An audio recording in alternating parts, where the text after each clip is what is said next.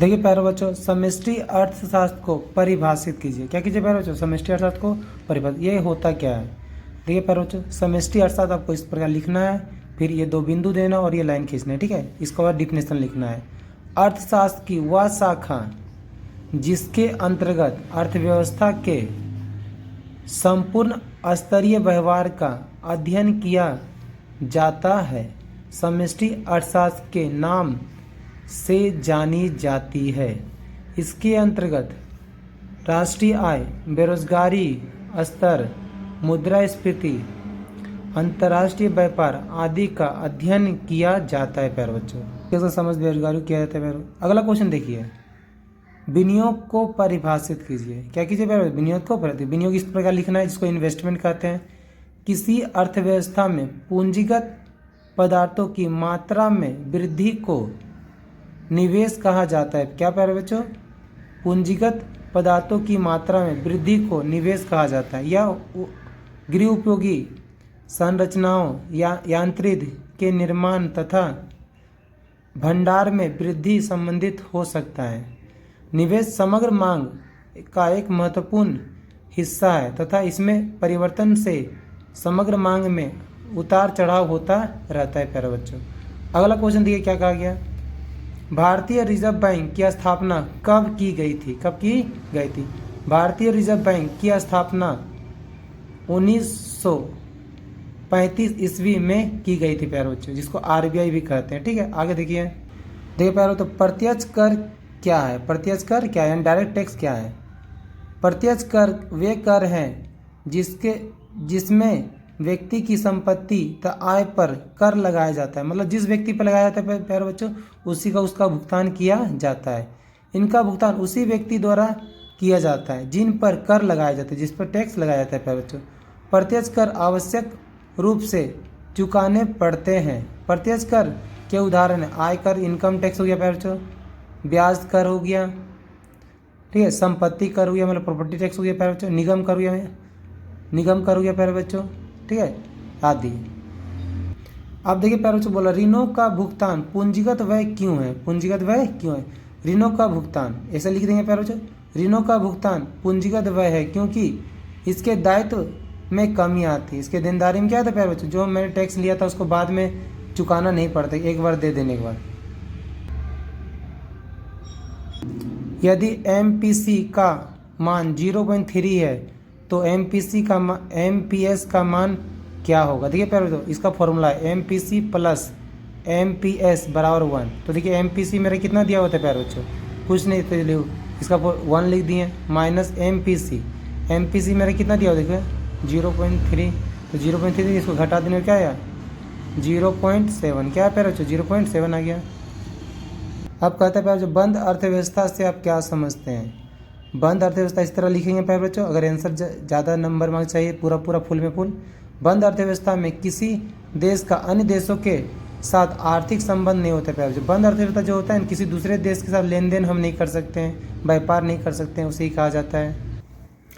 इस अर्थव्यवस्था में विदेशी निवेश और आयात निर्यात पर प्रतिबंध होता है, ठीक है प्यारे बच्चों। आगे बढ़ते हैं, आर्थिक एजेंट कौन होते हैं? आर्थिक एजेंट कौन होते हैं? तो आर्थिक एजेंट इस प्रकार लिखेंगे प्यारे बच्चों, आर्थिक एजेंट है परिवार, उपभोक्ता, कंपनियां, निर्माता और राज्य, यानी व्यापार, बाजार, निर्यातक, मतलब ये सभी आर्थिक एजेंट होता है प्यारे बच्चों। अगला देखिए, राष्ट्रीय आय को परिभाषित कीजिए। राष्ट्रीय आय आखिर क्या होता है प्यारे बच्चों? ध्यान से देखिए, किसी देश के निवासियों द्वारा एक वर्ष की अवधि, मतलब पूरा देश का निवासी हो गया प्यारे बच्चों, कोई भी होगा, एक वर्ष के अंदर में उत्पादित वस्तुओं एवं सेवाओं के, मतलब जो वस्तु और सेवा का उत्पादन करते हैं उसको बाजार मूल्य के योग को राष्ट्रीय आय कहा जाता है। मतलब बाजार का पूरा मूल्य का अगर योग कर देंगे प्यारे बच्चों, राष्ट्रीय आय कहलाएगा। अब देखिए, नगद निधि अनुपात से आप क्या समझते हैं? नगद निधि अनुपात से आप क्या समझते हैं? पहले देखिए प्यारे बच्चों, नगद निधि अनुपात लिख देंगे प्यारे बच्चों। व्यापारिक, देखिए इस पर हेडिंग देंगे प्यारे बच्चों, फिर लिखेंगे व्यापारिक बैंकों को अपनी संपूर्ण पूंजी का एक निश्चित अंश केंद्रीय बैंक अर्थात रिजर्व बैंक ऑफ इंडिया में जमा करना पड़ता है। प्यारे बच्चों, कोई भी बैंक ऑफ इंडिया हो, कर्नाटका बैंक हो, पीएनबी बैंक हो, ये सभी अपना कुछ न कुछ हिस्सा आरबीआई के पास नगद जमा रखता ही रखता है प्यारे बच्चों, उसी को हम लोग क्या नगद निधि अनुपात कह सकते हैं। आगे देखिए प्यारे बच्चों, इस निश्चित जमा राशि को नगद कोष अनुपात के नाम से जाना जाता है। देखिए प्यारे बच्चों, कोई भी बैंक हो, XYZ कोई भी बैंक होता है जो व्यापारिक बैंक है, वो अपना कुछ न कुछ हिस्सा आरबीआई के पास जमा रखता ही रखता है, समझते हैं।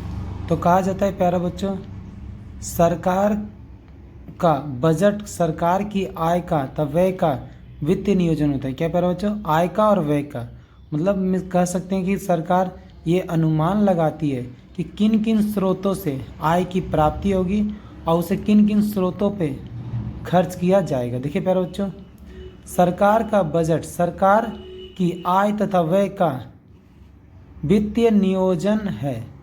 एक वित्तीय वर्ष की अवधि में समस्त अनुमानित सरकारी आय, मतलब जिन जिन तरीकों से सरकार अनुमान लगाती है कि इनकम प्राप्त होगा, तथा व्यय के ब्यौरों को सरकारी बजट कहा जाता है।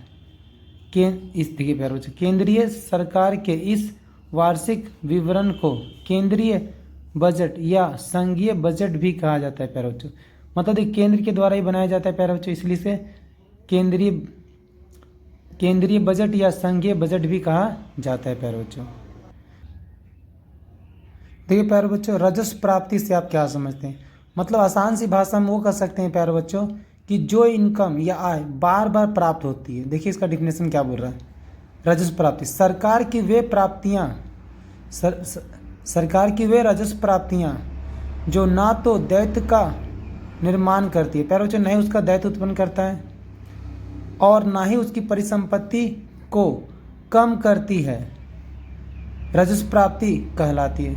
मतलब कहा जाता है प्यारे बच्चों, ना ही वो कर्ज बढ़ाएगा और ना ही उसकी परिसंपत्ति में क्या करेगा, कमी करेगा। जैसे राजस्व प्राप्ति दो प्रकार की होती है, पहला कर राजस्व प्राप्तियाँ जैसे आयकर, बिक्री कर, ये सभी क्या होता है, सरकार की दायित्व बढ़ाती नहीं है। गैर कर राजस्व प्राप्तियाँ जैसे निवेशों से अर्जित लाभांश, जुर्माना, आर्थिक दंड। जुर्माना मतलब प्यारे बच्चों जैसे नियम कानून तोड़ता है तो उसका क्या इनकम प्राप्त होता है ना सरकार को। देखिए प्यारे बच्चों, समग्र मांग क्या होता है, समग्र मांग, अब आंसर, समग्र मांग किसी अर्थव्यवस्था में वस्तुओं अथवा सेवाओं की कुल मांग को समग्र मांग कहते हैं। देखिए वस्तुओं तथा सेवाओं की मांग उपभोग तथा निवेश के लिए की जाती है। किसके लिए किया जाता है प्यारे बच्चों, वस्तुओं सेवाओं की मांग उपभोग या निवेश के लिए किया जाता है। किसी अर्थव्यवस्था की समग्र मांग उसके कुल व्यय को प्रकट करती है। क्या क्या प्यारे बच्चों, उसकी जो अर्थव्यवस्था की जो समग्र मांग होता है उसके कुल व्यय को प्रकट करती है, अर्थात समग्र मांग बराबर कुल व्यय होता है प्यारे बच्चों। चलिए अगला क्वेश्चन देखिए, व्यापार संतुलन क्या है, व्यापार संतुलन क्या है प्यारे बच्चों। तो देखिए इसका डिफिनेशन क्या है, व्यापार संतुलन लिख दिए, अब इसका डिफिनेशन करेंगे। व्यापार संतुलन भुगतान शेष खाते का एक अंग है प्यारे बच्चों। क्या है, व्यापार संतुलन भुगतान शेष खाते का एक अंग है। व्यापार संतुलन में केवल दृश्य मदों वस्तुओं जैसे खान, मशीन, खनिज आदि के आय और निर्यात का आकलन होता है प्यारे बच्चों। दृश्यमान मतलब जिस वस्तु को हम देख सकते हैं, ठीक है, उस सारे वस्तुओं का व्यापार होता है। व्यापार देश में कमी या अधिक हो सकता है प्यारे बच्चों, या तो व्यापार क्या हो सकता है, कम या ज़्यादा हो सकता है, उसके आकलन को ही क्या व्यापार संतुलन कहा जाता है, केवल दृश्यमान बंधों का। चलिए प्यारे बच्चों आगे देखते हैं, आधुनिक अर्थशास्त्र का जनक किसे कहा जाता है प्यारे बच्चों, आधुनिक अर्थशास्त्र का जनक किसे कहा जाता है। तो एडम स्मिथ को आधुनिक अर्थशास्त्र का जनक कहा जाता है, मतलब पिता भी से कह सकते हैं प्यारे बच्चों। आगे देखते हैं, देखिए पर राष्ट्रीय आय मापने की 3 विधियों के नाम लिखें। क्या लिखना प्यारे बच्चों, 3 विधि। तो देखिए पहला क्या है, राष्ट्रीय आय मापने की मुख्य 3 विधियाँ, मूल्य वृद्धि विधि, वैल्यू एडेड मेथड। आगे देखते हैं प्यारे बच्चों, आय विधि, इनकम मेथड, व्यय विधि, एक्सपेंडिचर मेथड, ये सारे क्या है प्यारे बच्चों, राष्ट्रीय आय मापने की 3 विधियां हैं। आय के चक्रीय प्रभाव से अंतक्षेपण या भरण क्या है प्यारे बच्चों, चलिए इसको देखिए पढ़ते हैं। आय का भरण या अंतक्षेपण आय में होने वाली वह वृद्धि है, आय में होने वाली वह वृद्धि है जो चक्रीय प्रभाव में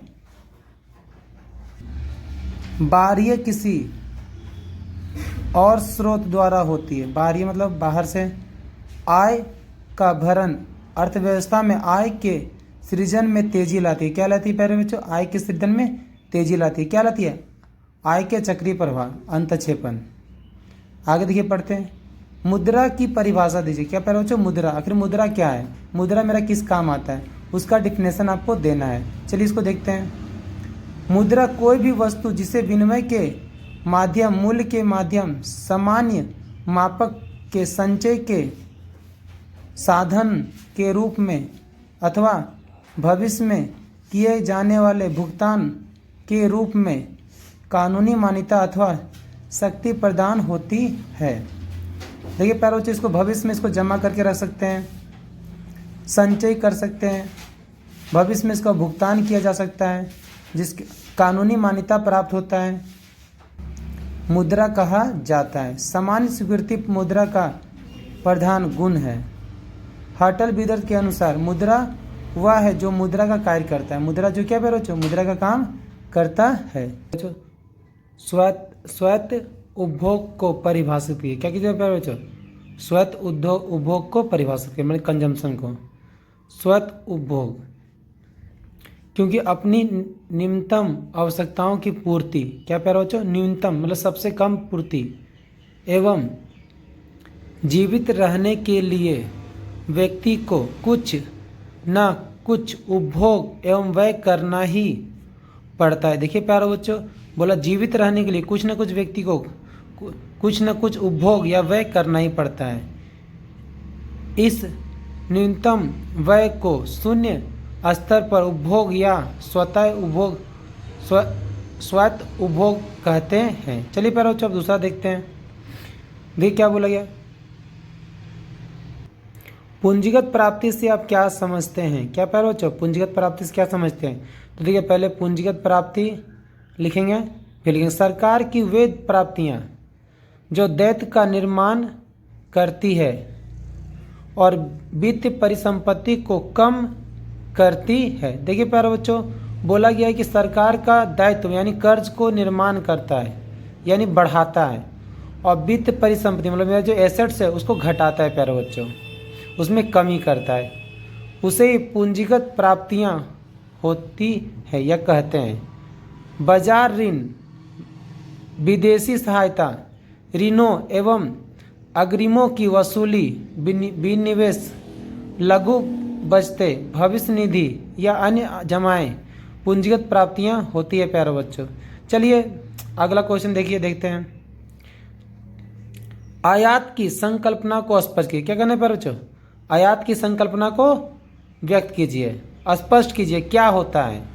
तो देखिए आयात की संकल्पना अपने देश की सीमा के से बाहर से, देखिए क्या बोला प्यारे, अपने देश की सीमा से बाहर से किसी भी प्रकार की वस्तु या सेवा का मूल्य चुकाकर उसे अपने देश में लाने या मंगवाने को आयात कहते हैं। अधिक आयात देश के भुगतान संतुलन पर प्रतिकूल प्रभाव डालता है, तो इसी क्या कहते हैं प्यारे बच्चों, आयात संकल्पना को। देखिए प्यारे बच्चों, पूंजीगत अर्थव्यवस्था में आर्थिक निर्णय किसके द्वारा लिए जाते हैं प्यारे बच्चों। क्वेश्चन क्या है, पूंजीगत अर्थव्यवस्था में आर्थिक निर्णय किसके द्वारा लिए जाता है। तो देखिए चलिए पढ़ते हैं। पूंजीगत अर्थव्यवस्था में आर्थिक निर्णय, आर्थिक एजेंट, क्या प्यारे बच्चों, आर्थिक एजेंट, उद्यमी एवं उत्पादक, उपभोक्ता एवं थोड़ी मात्रा में सरकार द्वारा लिया जाता है प्यारे बच्चों। देखो यहाँ क्या बोल रहा है कि पूंजीवादी अर्थव्यवस्था में कहा जाता है प्यारे बच्चों, आर्थिक एजेंट जो होता है उद्यमी होता है, उत्पादक होता है, उपभोक्ता होता है, और थोड़ी मात्रा में सरकार भी होता है प्यारे बच्चों, जिसके द्वारा निर्णय लिए जाते हैं। पूंजीवादी अर्थव्यवस्था में बाजार की शक्तियाँ सबसे निर्णायक होती है तथा सरकार की भूमिका इस व्यवस्था में कम होती है। मतलब पूंजीगत अर्थव्यवस्था में क्या होता है प्यारे बच्चों, सरकार का जो योगदान होता है वो काफ़ी कम होता है। इसमें व्यापारियों उपभोक्ता का क्या अधिक होता है प्यारे बच्चों। आप देखिए प्यारे बच्चों, अगला क्वेश्चन क्या हो, सकल घरेलू उत्पाद यानी जीडीपी और सकल राष्ट्रीय उत्पाद में क्या अंतर है। क्या अंतर है? सकल घरेलू उत्पाद एक अर्थव्यवस्था की घरेलू सीमा के अंदर एक वर्ष की अवधि में जितनी वस्तुओं और सेवाओं का उत्पादन होता है उसे एक सकल घरेलू उत्पाद कहते हैं। क्या क्या कहते हैं प्यारे बच्चों, मतलब एक घरेलू सीमा के अंदर एक वर्ष की अवधि में जितनी वस्तुओं और सेवाओं का उत्पादन करता है उसे सकल घरेलू उत्पाद कहते हैं। इसका देखिए फॉर्मूला क्या है प्यारे बच्चों, जीडीपी बराबर C+I+G। देखिए प्यारे बच्चों, सकल राष्ट्रीय उत्पाद, यदि हम सकल घरेलू उत्पाद में विदेशों से प्राप्त शुद्ध साधन आय जोड़ देते हैं तो हम उसे सकल राष्ट्रीय उत्पाद कहते हैं। देखिए प्यारे बच्चों, विदेशों से जो शुद्ध साधन आय होता है इन प्यारे बच्चों, अगर इसको जोड़ देते हैं, जैसे मान लो किसी दूसरा देश में कोई व्यक्ति रहता है उसके भी इनकम को जोड़ देते तो सकल राष्ट्रीय उत्पाद प्राप्त हो जाता है। इसका देखिए फॉर्मूला क्या होता है, GMP बराबर GDP प्लस NEIA, यही होता है प्यारे बच्चों। चलिए अगला क्वेश्चन देखते हैं, साख सृजन किसके द्वारा किया जाता है प्यारे बच्चों, साख सृजन किसके द्वारा किया जाता है, तो कहा जाता है साख सृजन व्यावसायिक बैंकों द्वारा किया जाता है। चलिए आगे पढ़ते हैं अगला क्वेश्चन। देखिए प्यारे बच्चों, यदि सीमांत उपभोग प्रवृत्ति का मान 1 है तो सीमांत बचत प्रवृत्ति का मान क्या होगा प्यारे बच्चों, यानी कि MPS क्या होगा। तो देखिए हम जानते हैं MPC प्लस MPS बराबर 1 होता है, तो प्रश्न अनुसार MPC बराबर 1, इसलिए 1 प्लस MPC बराबर 1 या MPC बराबर 1 माइनस 1 बराबर 0, यही होता है प्यारे बच्चों। तो क्या हो गया, आंसर हो गया। क्या हो गया प्यारे बच्चों, आंसर। देखिए अब पढ़ते हैं क्या, अप्रत्यक्ष कर को परिभाषित कीजिए, मतलब इनडायरेक्ट टैक्स। तो चलिए प्यारे बच्चों पढ़ते हैं, अप्रत्यक्ष कर क्या होता है। अप्रत्यक्ष कर यानी इनडायरेक्ट टैक्स, अप्रत्यक्ष कर वैसा कर है जिसका भुगतान करने का दायित्व या तथा कर का मौद्रिक भार भिन्न भिन्न व्यक्तियों पर पड़ता है प्यारे बच्चों। देखिए कहा जाता है कि अगर इस पर टैक्स लगता है इन प्यारे बच्चों तो केवल वही व्यक्ति उसका भुगतान नहीं करता है, चाहेगा तो दूसरा व्यक्ति भी इसका भुगतान कर सकता है। किस में, अप्रत्यक्ष कर में। आगे पढ़ते प्यारे बच्चों, सरकार उन समस्त चीज़ों पर अप्रत्यक्ष कर लगाती है जिसका उपभोग व्यक्ति द्वारा किया जाता है प्यारे बच्चों। मतलब समस्त पर टैक्स लगाता है सरकार, सभी पर, जिस पर व्यक्ति जिस पर वस्तु का उपभोग करता है, जो व्यक्ति उपभोग करता है। देखिए प्यारे बच्चों आगे देखते हैं। देखिए प्यारे बच्चों, यदि अप्रत्यक्ष कर के उदाहरण है सीमा शुल्क, उत्पादन शुल्क, बिक्री शुल्क, ये सभी क्या अप्रत्यक्ष कर है जिसका भुगतान कोई भी व्यक्ति कर सकता है किसी दूसरे व्यक्ति के बदले में भी। देखिए विदेशी निवेश से आप क्या समझते हैं, विदेशी निवेश से आप क्या समझते हैं, मतलब फॉरेन इन्वेस्टमेंट क्या होता है प्यारे बच्चों। तो विदेशी निवेश बहुराष्ट्रीय कंपनियों द्वारा परिसंपत्ति जैसे भूमि, भवन, मशीन तथा अन्य उपकरणों की खरीद में व्यय की गई मुद्रा को विदेशी निवेश कहा जाता है। जैसे प्यारे बच्चों मल्टीपल कंपनी, ठीक है, बहुराष्ट्रीय कंपनी पर अगर मान लो हम भूमि, भवन, मशीन यानी बिल्डिंग, लैंड, मशीन कुछ भी अगर खरीदते हैं उस पर जो हम व्यय करते हैं प्यारे बच्चों वही मेरा क्या विदेशी निवेश कहलाता है, मतलब फॉरेन इन्वेस्टमेंट। देखिए सरकार अपने देश में बहुराष्ट्रीय कंपनियों द्वारा निवेश को प्रोत्साहन यानी मोटिवेट करती है प्यारे बच्चों, क्योंकि इससे देश की आय एवं रोजगार में वृद्धि होती है। कहा जाता है प्यारे बच्चों विदेशी निवेश से अगर कोई देश, ठीक है, दूसरे देश में अगर वही मतलब इन्वेस्ट करता है तो उसकी क्या होती है, मौद्रिक मूल्य बढ़ती है प्यारे बच्चों, और इसी कहते हैं विदेशी निवेश। आगे देखते हैं, general theory of employment, interest and money नामक पुस्तक किसने लिखी थी। General theory of employment interest and money नामक पुस्तक किसने लिखी थी? तो कहा जाता है प्यारे J.M. कीन्स। किसने लिखा? जेम्स कीन्स ने। ये भी एक अर्थशास्त्री थे प्यारे बच्चों। अगला क्वेश्चन देखते हैं। माल सूची में वियोजित संचय से आप क्या तात्पर्य है? माल सूची में वियोजित संचय से क्या तात्पर्य है? पहले लिखेंगे प्यारे बच्चों माल सूची में विनियोजित संचय, ये लिख दिए। अब इसको डिफाइन करेंगे, परिभाषित करेंगे, किसे कहते हैं। माल सूची में नियोजित संचय भविष्य में फर्म के उत्पादन में माल की आवश्यकताओं को देखते हुए पहले से निश्चित और पूर्व नियोजित होता है प्यारे बच्चों। मतलब नियोजित संचय का मतलब प्लानिंग रिजर्व। देखिए प्यारे बच्चों, केंद्रीय बैंक एवं व्यापारी बैंक में क्या कोई एक अंतर लिखे। देखिए प्यारे बच्चों, कहा जाता है केंद्रीय बैंक और व्यापारी बैंक। तो चलिए इसको अंतर के बारे में पढ़ते हैं। केंद्रीय बैंक एवं व्यापारी बैंक में अंतर। देश में नोट निर्गमन का अधिकार सिर्फ केंद्रीय बैंक को प्राप्त होता है। क्या प्यारे बच्चों, जो नोट जारी करता है, ठीक है, एक देश के अंदर केंद्रीय बैंक ही केवल करती है। दूसरा व्यापारिक बैंक का अंतर देखिए प्यारे बच्चों, व्यापारी बैंक केंद्रीय बैंक द्वारा जारी मुद्रा का प्रचलन या प्रवाहन करता है। जो केंद्रीय बैंक नोट छाप देता है ना प्यारे बच्चों, उसका वो मुद्रण करता है। क्या करता है? प्रचलन करता है, प्रभाव करता है, मतलब एक दूसरे से लेन देन करवाता है। चलिए आगे देखते हैं। कर की परिभाषा दीजिए। टैक्स क्या होता है प्यारे बच्चों? तो कहा जाता है, पहले हम क्या करेंगे, कर लिखेंगे। कर एक कानूनी अनिवार्य भुगतान है। क्या प्यारे बच्चों?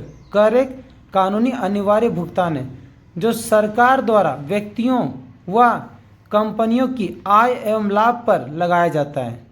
जो सरकार लगाती है, टैक्स कौन लगाती है प्यारे बच्चों? सरकार लगाती है। कौन लगाती है? सरकार। जो व्यक्तियों व कंपनियों की आय एवं लाभ पर होता है, मतलब कंपनी को लाभ होता है प्यारे बच्चों, या व्यक्ति को लाभ होता है, या इनकम होता है, उस पर टैक्स लगाया जाता है। यह अनिवार्य भुगतान है। आगे देखते हैं। उपभोक्ता वस्तुओं से आप क्या समझते हैं प्यारे बच्चों? उपभोक्ता वस्तु, जो वस्तु किसी वस्तु क्या करता है? उपभोग करता है। क्या करता है प्यारे बच्चों? उपभोग करता है।